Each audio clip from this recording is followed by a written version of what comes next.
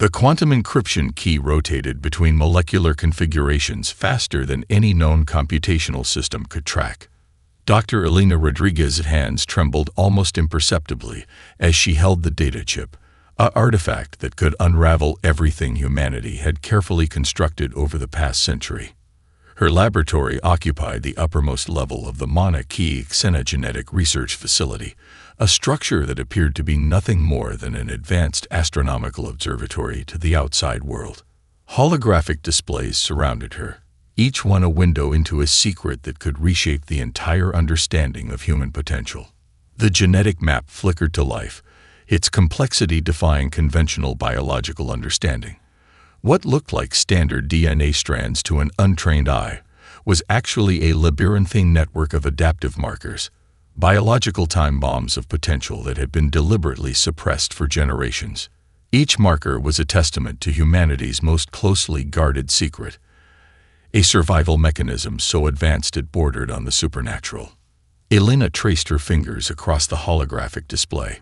Her grandmother, a veteran of the resource wars of the 2080s, had whispered stories that always seemed more like myths. Tales of human adaptability that went beyond mere survival, of soldiers who could reconstruct neural pathways in minutes, of survival instincts that defied all known physiological limitations. The research facility hummed with a quiet intensity. Outside the polarized windows, the Hawaiian landscape stretched out, a picture of serene beauty that masked the facility's true purpose. Automated drones moved silently between specialized research pods, their movements orchestrated by an AI system so sophisticated it could predict research outcomes with terrifying accuracy. Dr. Marcus Chen, Elena's research partner, entered the laboratory. His movements were precise, almost mechanical, a result of years of military-grade training carefully disguised as academic discipline. "The latest genetic sequencing is complete," he announced, his voice devoid of emotion. Elena nodded, her eyes never leaving the holographic display.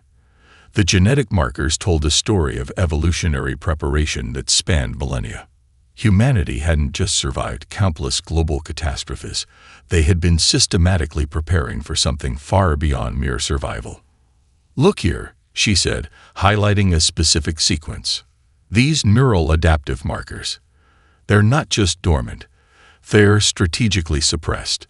It's like our species has been writing a hidden genetic code, generation after generation." Marcus approached, his augmented retinal implants analyzing the data in microseconds. "Adaptive combat intelligence," he muttered. "Regenerative capabilities that make current medical technology look like primitive bloodletting.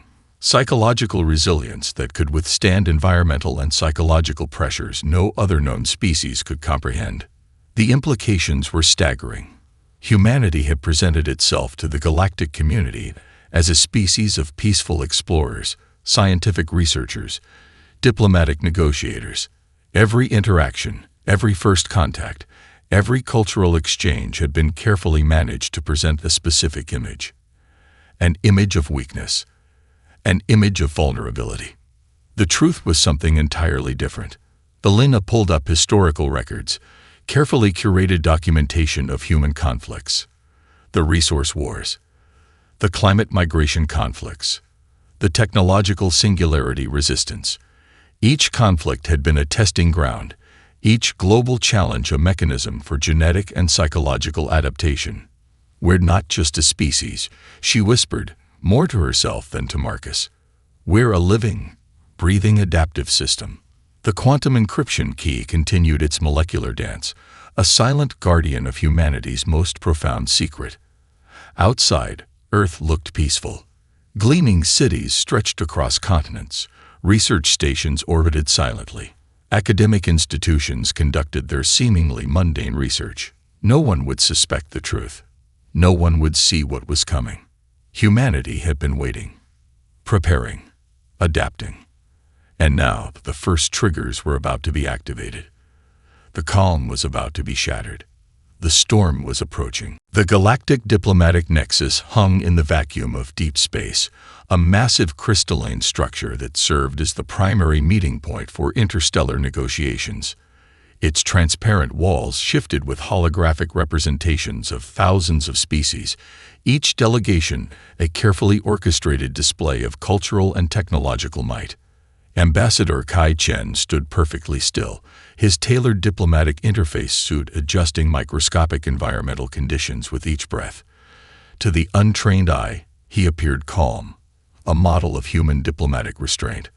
What the other species couldn't see were the neural link augmentations that transformed his entire body into a living, breathing intelligence-gathering system. The Zarkon delegation entered, 7 towering crystalline beings that moved with a combination of liquid grace and geometric precision. Their exoskeletons refracted light in impossible patterns, each fractal surface a testament to their advanced biomechanical evolution. Led by High Negotiator Vornak, they approached the human delegation with the confidence of a species that had subjugated hundreds of civilizations. Kai's augmented vision parsed every microscopic detail. Vornak's left secondary limb trembled 0.03 millimeters, a sign of underlying stress that no unaugmented being would detect.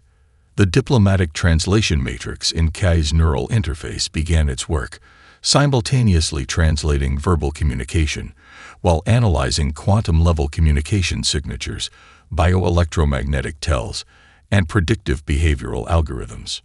Representatives of Earth, Vornak's translator produced a sound that was part melodic hum, part electrical discharge. We come to discuss your species' integration into the greater Zarkon collective. The word integration was a polite euphemism. Every species in the galaxy knew what it truly meant: total cultural assimilation, resource extraction, and eventual technological absorption. Kai's smile was precisely calculated: 0.7 seconds of exposure, 12-degree right-side asymmetry, designed to communicate cautious openness while subtly triggering specific neurological responses in the Zarkon delegation. "We are honored," he responded, each word a carefully constructed linguistic weapon. Behind the polished diplomatic facade, a quantum-encrypted communication network hummed to life. Every word, every gesture was being analyzed by an AI system so advanced it could predict diplomatic outcomes with terrifying precision. The Diplomatic Prediction Matrix, a system developed through centuries of human conflict and technological innovation, was running millions of potential scenario calculations per microsecond. Vornak began presenting the standard subjugation protocols, resource extraction requirements, cultural assimilation mandates, strategic planetary access demands. To any other species, these would appear as immutable galactic laws. To Kai, they were data points, vulnerabilities, potential attack vectors. The neural augmentations in his brain processed the information at speeds that would make quantum computers seem primitive. Each Zarkon statement was simultaneously being translated, analyzed for historical context, cross-referenced with centuries of human conflict resolution strategies, and mapped against potential geopolitical outcomes. What the Zarkon didn't realize was that this wasn't a negotiation. It was a comprehensive intelligence-gathering operation that had been generations in the making. Kai's micro-expressions told nothing. His body language revealed less, but behind his eyes, entire civilizational strategies were being constructed and deconstructed in milliseconds. The diplomatic chamber itself was a marvel of human engineering. What appeared to be standard environmental controls were actually a complex network of quantum-entangled sensors. Every vibration, every electromagnetic emission, every microscopic particle was being recorded, analyzed, and stored in encryption systems that would take millennia to crack. "We are prepared to discuss the initial integration parameters," Kai responded, his voice a perfect blend of diplomatic deference and calculated neutrality. Vornak's crystalline structure shifted, a movement that would appear smooth to most observers.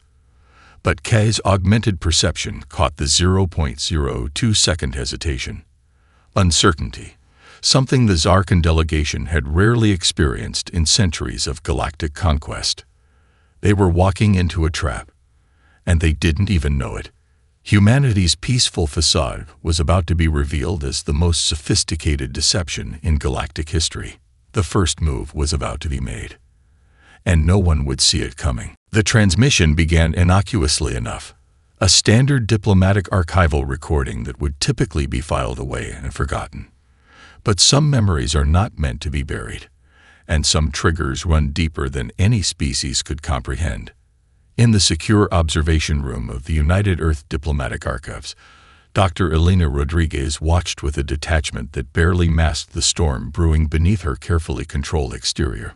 The holographic display flickered to life, projecting the Zarkon sub-commander's victory celebration, a ritual of conquest that had been repeated countless times across the galaxy. Sub-Commander Krelvac stood surrounded by his commanding officers, his crystalline exoskeleton gleaming with bioluminescent victory markers. Intoxicated on triumph wine, a potent neural stimulant that lowered psychological inhibitions, he began to recount the Zarkon Imperium's latest conquests. 37 civilizations, Krelvac proclaimed, his translator rendering the words with a chilling mixture of pride and casual indifference. 37 cultures reduced to optimal resource extraction units. Look here. The hologram shifted, displaying archival footage of subjugated worlds. Entire planetary populations lined up in perfect geometric formations. Children separated from parents, their identities systematically stripped away. Cultures erased. Languages forgotten. Technological achievements dismantled and repurposed. Each image was a microscopic knife edge of psychological warfare. Elena's neural implants worked overtime, analyzing not just the visual data, but the psychological undercurrents. Her augmented perception caught details that no unmodified human could perceive: the subtle quantum resonances of collective trauma, the microscopic genetic markers of suppressed survival mechanisms. Something ancient began to stir. In research facilities across Earth, similar transmissions were being analyzed, not just by humans, but by the most sophisticated artificial intelligence systems ever conceived. The Collective Memory Reconstruction Project, a top-secret initiative that had been running for generations, began to activate. Dr. Marcus Chen's voice cut through the silence. Genetic memory trigger identified, he said, his voice devoid of emotion. Suppression protocols at 62% degradation. What the Zarkon didn't understand was that humanity's apparent peace was not weakness. It was a choice, a carefully constructed facade built upon millennia of survival. The genetic markers that Elena had discovered in her research were more than just biological anomalies. They were evolutionary safeguards, dormant survival mechanisms that had been systematically suppressed, waiting for the precise moment of activation. Each image of subjugation acted like a key, unlocking deeper and deeper layers of human potential. Survival instincts that had been honed through countless global conflicts. The resource wars, the climate migrations, the technological singularity resistance. Each historical challenge had been a testing ground, each global catastrophe a mechanism for genetic and psychological adaptation. In orbital research stations, in underground facilities, in seemingly mundane research centers, something began to change. Neural networks recalibrated. Genetic markers shifted. Dormant capabilities began to awaken.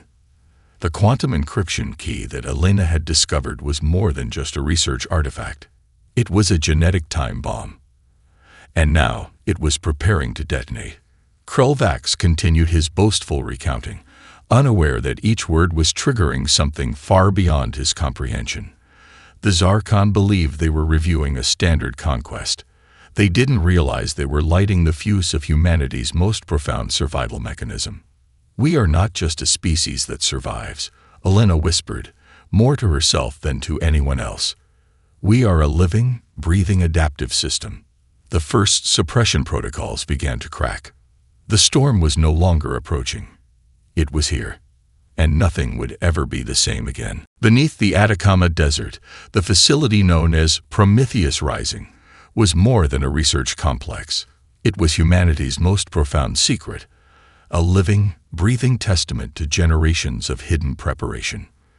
The facility sprawled across 13 subterranean levels, each layer a marvel of engineering that defied conventional understanding. Quantum computing clusters hummed with an intensity that could reshape reality itself. Automated manufacturing systems moved with a precision that blurred the line between mechanical and organic. General Miranda Santos stood at the central command hub, her cybernetic neural interface connecting her to every system simultaneously.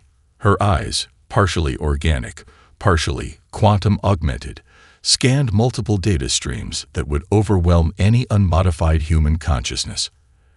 Activation sequence commencing.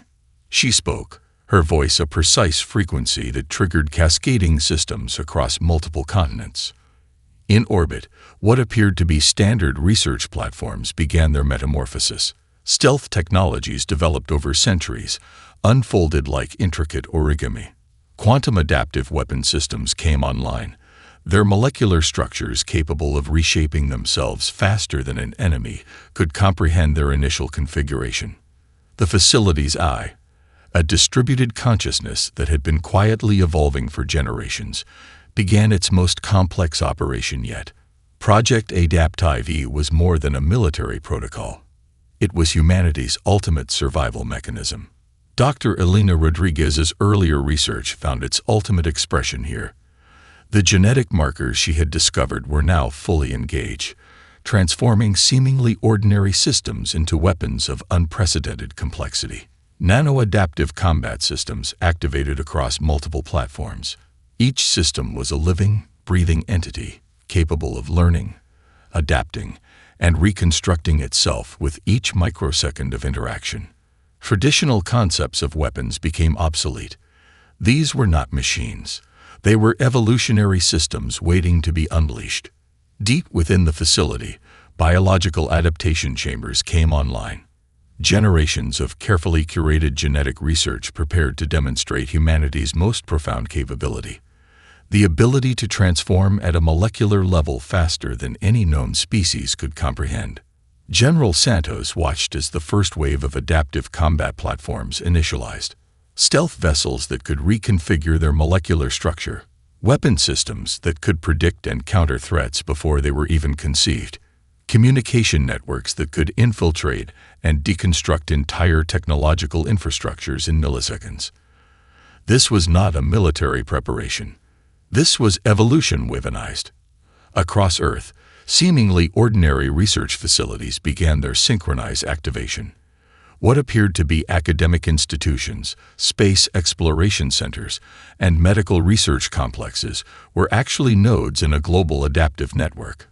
The quantum encryption key that Elena had discovered was now fully operational, a genetic and technological time bomb that would redefine the concept of warfare. Full systems engagement, Miranda whispered, her neural interface translating the command across multiple quantum communication channels. Prometheus Rising was more than a facility. It was humanity's ultimate expression of survival. Silent, prepared, waiting.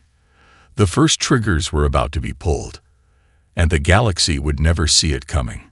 Humanity's true nature was about to be revealed. The void of space erupted in silence. The Zarkon invasion fleet approached Earth with the confidence of a predator that had conquered hundreds of civilizations. Massive crystalline battleships stretched across multiple light minutes, their exotic matter propulsion systems creating ripples in the fabric of space-time. Each vessel was a testament to the Zarkon's technological supremacy, or so they believed. Fleet Commander Vornak stood on the bridge of the primary assault carrier, the razor of infinite submission. Holographic displays surrounded him, tracking the approach to Earth with clinical precision. Centuries of conquest had taught the Zarkon one fundamental truth. No species resisted their integration. No species until now. The first indication that something was wrong came as a quantum-level disturbance. Microscopic fluctuations in the fabric of space began to appear, barely perceptible at first, then growing in intensity. Navigation systems started to falter, their quantum-locked positioning becoming increasingly erratic. Recalibrating quantum navigation, a junior officer announced, his crystalline exoskeleton shifting with nervous energy. Vornak's response was swift. Maintain approach vector. Prepare primary subjugation protocols. They never saw it coming. The first wave of ships simply ceased to exist. Not destroyed. Not damaged. Erased. Quantum entanglement weapons pulled entire battle groups into pocket dimensions, deconstructing their molecular structures at a subatomic level. Where massive warships had been moments before, only quantum echoes remained, memories of existence without physical form. General Miranda Santos watched from the Prometheus Rising Command Center, her neural interface processing the engagement with terrifying efficiency. Each ship's destruction was more than a military victory. It was a calculated demonstration of humanity's true potential. Adaptive countermeasure at 98% efficiency, the facility's AI reported, its voice a perfect blend of clinical precision and underlying anticipation. The remaining Zarkon fleet watched in horror as their compatriots disappeared. Traditional sensors found nothing. No weapon signatures, no energy discharges, just absence. Dr. Elena Rodriguez monitored the engagement from a secondary research station, her augmented perception parsing quantum-level data that would be incomprehensible to any unmodified consciousness. It's not just about destruction, she muttered to herself. It's about demonstrating the fundamental difference between adaptation and mere technological advancement. Each disappeared ship represented more than a military loss. It was a psychological warfare technique that went beyond physical combat. The Zarkon had conquered civilizations through a combination of technological superiority and psychological intimidation. They broke species by demonstrating the futility of resistance. Humanity was about to teach them a different lesson. Vornak's communication systems began to fail. Quantum communication channels collapsed. Backup systems, designed to withstand the most extreme technological attacks, simply stopped functioning. Impossible, he whispered, his translator rendering the word with a mixture of disbelief and growing terror. Across the solar system, what appeared to be standard research platforms and communication satellites began to reconfigure. Adaptive camouflage technologies developed over generations came online. Weapons systems that could predict and counter threats before they were even conceived activated with surgical precision. This was not a traditional military engagement. This was evolution weaponized. The remaining Zarkon fleet found themselves facing an enemy that didn't just fight, an enemy that adapted, an enemy that could fundamentally reshape the rules of engagement with each microsecond of interaction. Humanity's first strike was more than an attack. It was a statement. We are not what you expected. We are something else entirely. The Galactic Confederation Assembly Hall materialized in quantum-stabilized space, a massive spherical structure that could simultaneously host representatives from thousands of different species. Today, it became a crucible of collective terror. Holographic representations flickered with unprecedented chaos. Species that had existed for millennia found themselves confronting a reality they could not comprehend. Humanity, the species they had dismissed as peaceful, passive, barely worthy of serious consideration, had just rewritten the fundamental understanding of galactic conflict. Ambassador Elena Rodriguez stood at the central platform, her presence a calculated display of controlled power. Every movement, every micro-expression had been engineered to communicate something far beyond words. She was not just a diplomat. She was a living weapon of psychological warfare. The assembled representatives represented the most advanced civilizations in known space: the crystalline Zarkon, the energy-based Nexiblar, the quantum consciousness Voidborn, hundreds of species that had believed themselves to be the pinnacle of evolutionary achievement. They were wrong.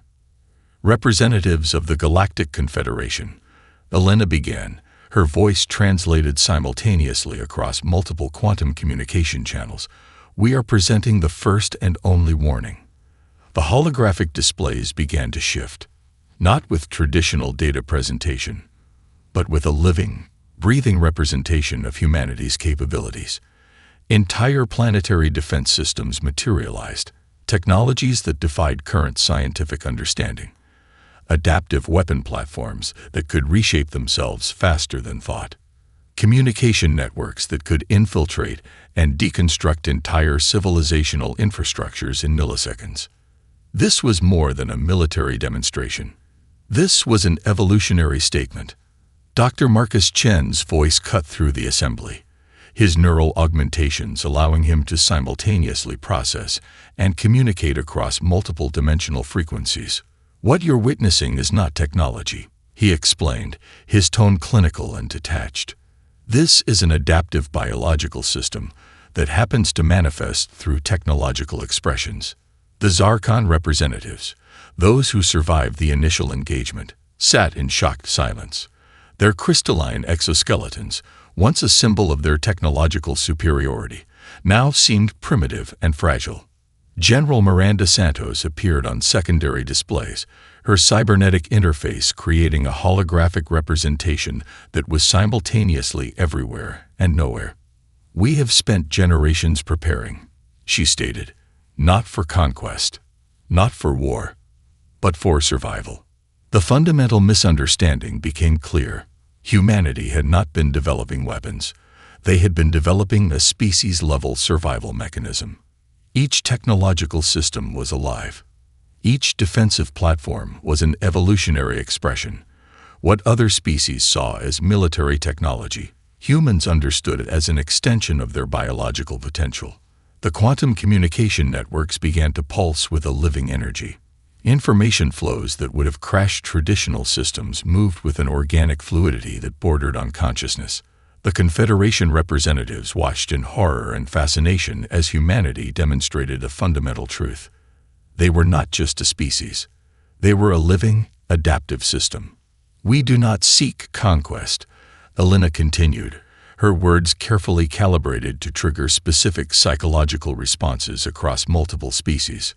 "We seek only to ensure our survival, and we will do so by any means necessary." The unspoken message was clear. Humanity would no longer be viewed as a passive, malleable species to be manipulated or conquered. They were something else entirely. A living, breathing evolutionary marvel that could reshape the very rules of galactic interaction. The Galactic Confederation would never be the same. Humanity had arrived.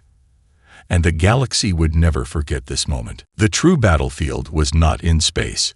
It was in the minds of entire civilizations. Dr. Arya Nakamura stood at the epicenter of humanity's most sophisticated weapon, the cognitive deconstruction matrix. A room that appeared to be nothing more than a sterile research environment was actually the most dangerous place in the known universe. Quantum entanglement displays surrounded her, each screen a window into the collective psychological infrastructure of entire alien civilizations. "Target acquisition complete," she murmured, her neural implants processing information at speeds that would reduce quantum computers to primitive calculators. The Zarkon Imperium was about to learn that physical destruction was merely a crude prelude to true warfare. Humanity had spent generations studying the psychological architectures of potential threats.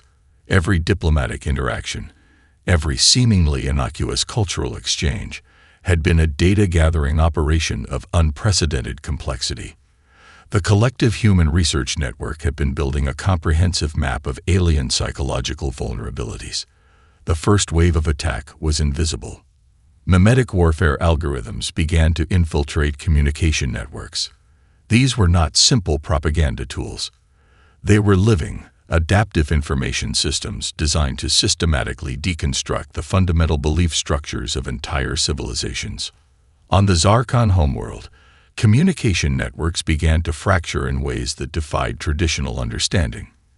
Neural link systems, the crystalline being's primary method of collective communication, started to develop microscopic inconsistencies. Each inconsistency was a carefully engineered psychological wedge. Cultural memories began to shift. Historical narratives became fluid. The very foundations of Zarkon collective identity started to erode. Psychological penetration at 47%. The cognitive deconstruction matrix reported, its voice a perfect blend of clinical precision and underlying anticipation. What made these attacks so devastating was their fundamental nature. This was not external manipulation. This was a systematic deconstruction of collective consciousness. The Voidborn, another advanced species watching the conflict, began to experience similar phenomena. Communication networks developed quantum-level uncertainties. Collective decision-making processes became increasingly fragmented. Area watched the displays with a detached fascination. Each civilization was a complex system, and humanity had become masters of systemic manipulation. "We are not destroying," she explained to her research team. "We are revealing. Every civilization has fault lines. We're simply applying pressure to the exact points that will cause the most profound transformation." Entire planetary governments found their internal communication structures becoming increasingly unreliable. Military command structures developed inexplicable hesitations. Cultural narratives that had sustained civilizations for millennia began to develop microscopic cracks. The Zarkon leadership watched in horror as their most fundamental institutions began to crumble from within. Military units developed unexpected moments of philosophical uncertainty. Strategic decision-making became increasingly fragmented. This was warfare beyond physical conflict. This was evolution as a weapon. General Miranda Santos monitored the engagement from the Prometheus Rising Command Center. "Psychological penetration now at 73%, she announced. "Systemic collapse imminent." The true brilliance of humanity's approach became clear. They were not seeking destruction. They were seeking fundamental transformation. Each attacked civilization would be forced to reevaluate its most fundamental assumptions. Cultural narratives that had sustained them for millennia would be systematically deconstructed and rebuilt. "We are not conquerors," Dr. Marcus Chen had explained earlier. "We are evolutionary architects." The Galactic Confederation watched in a mixture of terror and fascination as humanity demonstrated a fundamental truth. True power was not about physical dominance. It was about the ability to reshape reality itself. The psychological warfare had begun, and nothing would ever be the same again. The aftermath was not conquest. It was transformation. In the quantum-stabilized conference chambers of the Galactic Confederation, humanity presented not a treaty, but a fundamental restructuring of interstellar civilization. Ambassador Elena Rodriguez stood at the center, her presence a living testament to generations of preparation, adaptation, and strategic restraint. "We are not here to rule," she began, her words carefully calibrated to resonate across multiple dimensional frequencies. "We are here to ensure a fundamental shift in galactic interactions." The assembled representatives, survivors of the most comprehensive psychological and technological dismantling in galactic history, listened with a mixture of terror, respect, and profound uncertainty. Dr. Marcus Chen appeared on secondary holographic displays, his neural augmentations allowing him to simultaneously communicate across multiple cognitive bandwidths. "What you've experienced is not an attack," he explained. "It is an evolutionary intervention. The new galactic order would be built on principles that humanity had learned through centuries of global conflict, environmental challenges, and technological singularities. Cooperation was not a choice. It was a survival mechanism." General Miranda Santos oversaw the implementation from the Prometheus Rising Command Center. Each conquered civilization would undergo a systematic reconstruction, not through military occupation, but through cognitive realignment. Educational systems would be redesigned. Communication networks would be rebuilt. Cultural narratives would be systematically examined, and, where necessary, transformed. The Zarkon Imperium, once the most feared conquering force in the galaxy, found themselves undergoing the most profound transformation. Their crystalline civilization, which had believed itself invincible, was now being systematically restructured. Not destroyed. Reimagined. Quantum communication networks that had once been tools of oppression became platforms for collective growth. Military command structures were dismantled and rebuilt with principles of mutual understanding. Cultural memories were not erased but recontextualized. Area Nakamura's cognitive deconstruction matrix continued its work, but now with a different purpose. Instead of destruction, it focused on understanding. Every civilization's unique characteristics were preserved, even as their most destructive tendencies were systematically addressed. "We are not creating a human empire," Elena announced to the Galactic Confederation.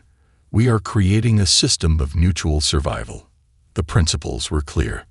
No species would be allowed to achieve technological superiority without comprehensive ethical review.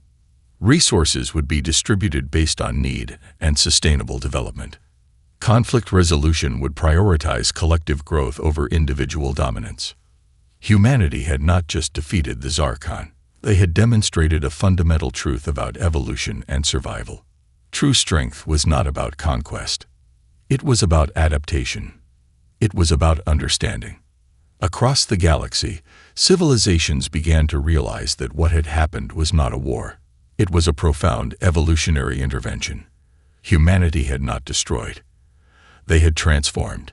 The research facilities that had prepared for this moment, the Prometheus Rising Complex, the global network of adaptive research centers, now turned their attention to a new challenge. Not maintenance of power, but cultivation of potential. "We have been preparing for this moment for generations," Dr. Chen explained. "Not to rule, but to ensure survival."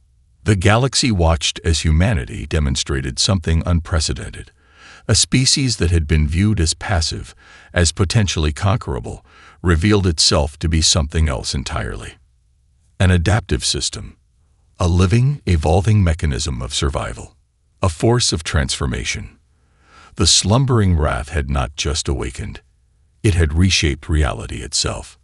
And nothing would ever be the same again.